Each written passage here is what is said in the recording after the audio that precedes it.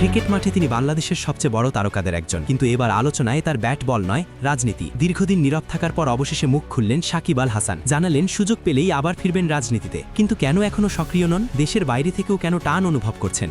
আর তার এই সিদ্ধান্তে ভক্তদের প্রতিক্রিয়া কেমন হতে পারে? মাঠের সুপারস্টার থেকে রাজনৈতিক অঙ্গনে ফিরে আসার এই গল্পে আছে নাটক, বিতর্ক আর বড় প্রশ্ন। এই নিয়ে বিস্তারিত থাকছে প্রতিবেদনে। বাংলাদেশ ক্রিকেটের সবচেয়ে আলোচিত নামগুলোর একটি সাকিব আল হাসান, কিন্তু এবার তিনি আলোচনায় এসেছেন একেবারেই ভিন্ন কারণে, রাজনীতি। একসময় তিনি ছিলেন আওয়ামী লীগের একজন সংসদ সদস্য। দেশের রাজনৈতিক অঙ্গনে সক্রিয় অংশগ্রহণও ছিল তার, কিন্তু সাম্প্রতিক পরিস্থিতিতে সেই রাজনৈতিক কার্যক্রম এখন স্থগিত। ফলে বর্তমানে রাজনীতিতে তেমন সক্রিয় নন এই বিশ্বসেরা অলরাউন্ডার। তবে কি এখানেই শেষ সাকিবের রাজনৈতিক যাত্রা?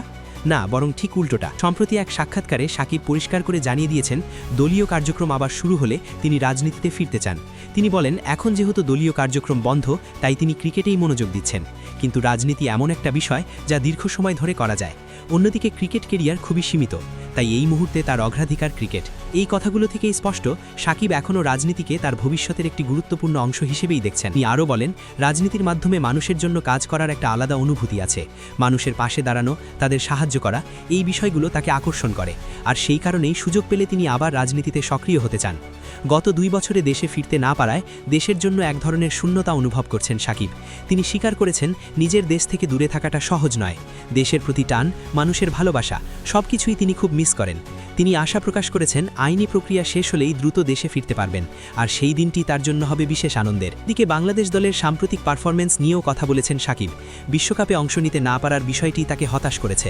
তার মতে, সেই সিদ্ধান্ত পুরোপুরি সরকারের ছিল এবং ক্রিকেট বোর্ডের কিছু করার ছিল না। ফলে এই পরিস্থিতির দায়ও তিনি সেই সময়কার সরকারের উপরই দিয়েছেন। এখানেই শেষ নয়, নিজের কেরিয়ার নিয়েও গুরুত্বপূর্ণ বার্তা দিয়েছেন সাকিব। তিনি জানিয়েছেন, এখনও তার ক্রিকেটের প্রতি আগ্রহ আগের মতোই আছে। যতদিন এই আগ্রহ থাকবে, ততদিনই তিনি মাঠে খেলতে চান। তবে যেদিন মনে হবে আর আগ্রহ নেই, সেদিন নিজ থেকেই সরে দাঁড়াবেন। সব মিলিয়ে সাকিব আল হাসানের এই বক্তব্য নতুন করে আলোচনা তৈরি করেছে। একদিকে তার ক্রিকেট কেরিয়ার, অন্যদিকে রাজনীতিতে ফেরার ইচ্ছা। প্রশ্ন এখন একটাই, ভবিষ্যতে তিনি কোন দিকটাকে বেশি গুরুত্ব দেবেন? মাঠের কিংবদন্তি হয়ে থাকবেন, নাকি রাজনীতির ময়দানেও বড় ভূমিকা রাখবেন? সময়ই দেবে সেই উত্তর।